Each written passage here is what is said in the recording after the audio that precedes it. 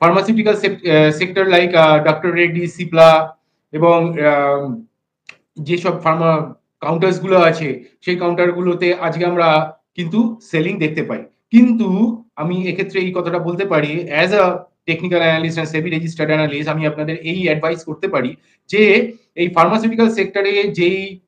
Movement আজকে হবে, আমরা যদি 12 মাসের বেসিসে একটা এসআইপি ফার্মাসিউটিক্যাল সেক্টরে স্টার্ট করি তাহলে কিন্তু আমরা অবশ্যই বছরের শেষে গিয়ে একটা 20% আপরাইজ দেখতে পাবো। সেম আমি যে জিনিসটা আগে বলেছিলাম 10 থেকে 10-12 দিন আগে যে আইটি সেক্টরে যখন HB1B